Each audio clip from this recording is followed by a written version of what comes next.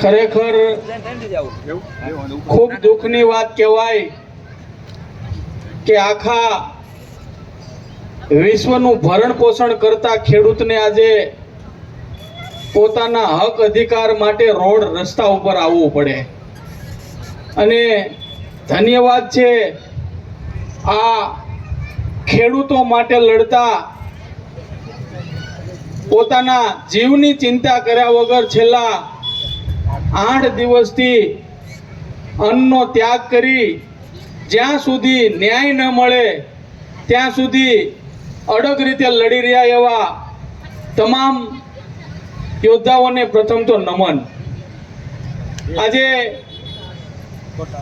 ખેડૂત સેવા સંગઠન ગુજરાત તરફથી અમે જ્યારે રેલી હતી ત્યારે પણ સમર્થનમાં ત્યાં પહોંચ્યા હતા અને આજે સંપૂર્ણપણે સમર્થનમાં તનમન ધનથી અમારું ટ્રસ્ટ અને બાપુએ નિર્ધાર કર્યો કે આપણા માટે, ખેડૂતો માટે લડતા ખેડૂતોના દર્શન કરવા અને એને આપણે મદદ કરવા અર્થે જવું છે. ત્યારે સવારથી જસદણના જંગવડથી બાપુના આદેશ પ્રમાણે ખેડૂતો સાથે અહીંયા પધાર્યા.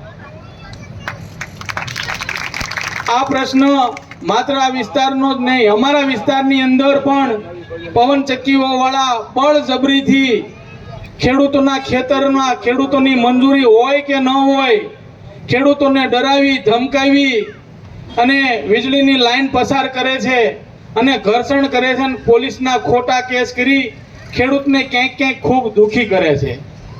પણ આ સરકારે એ ન ભૂલવું જોઈએ.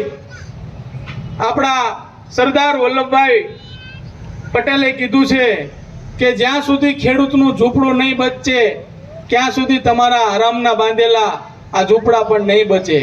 રાત દિવસ મહેનત કરતા ખેડૂતોના હક માટે જ્યારે વાત લઈને જાય ત્યારે આ દેશની અંદર કંપની રાજ ચાલતું હોય એમ કંપનીની વાત સાંભળવામાં આવે પણ ખેડૂતની વાત સાંભળવામાં આવતી નથી. ભારતની અંદર એકવાર આપણે ભૂલ કરી અને કંપનીને વેપાર અર્થે અહીંયા બોલાવી અને 200 વર્ષ આપણી પ્રજાને ગુલામ બનાવી. આ સરકારને ખરેખર આની ઉપર ગંભીરતાથી ચર્ચા વિચારણા કરવી જોઈએ કે વિદેશોની આ જ રીતે પવનચક્કી હોય કે મોટી વીજ મથકો હોય કે આવી કંપનીઓને અહીંયા આમંત્રણ તો આપે છે પણ એક સમયે આ ખેડૂતો જે અનાજ નહીં પકવે તો આપણે કઈ રીતે બધાનું ગુજરાન ચાલશે.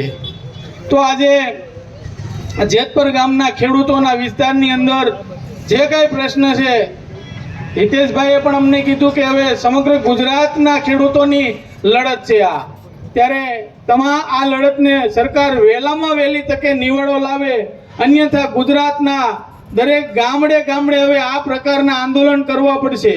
કારણ કે ખેડૂતનું ખૂબ શોષણ થાય છે, ખેડૂતની વાત સાંભળવામાં આવતી નથી અને માત્ર ને માત્ર ખેડૂતોને ડરાવી ધમકાવી અને મોટી પાણીની પાઇપલાઇન હોય, મોટી નહેર હોય, મોટા મોટા થાંભલા હોય, ખેડૂતની કિંમતી જમીનની અંદર ખૂબ બરબાદી થઈ રહી છે.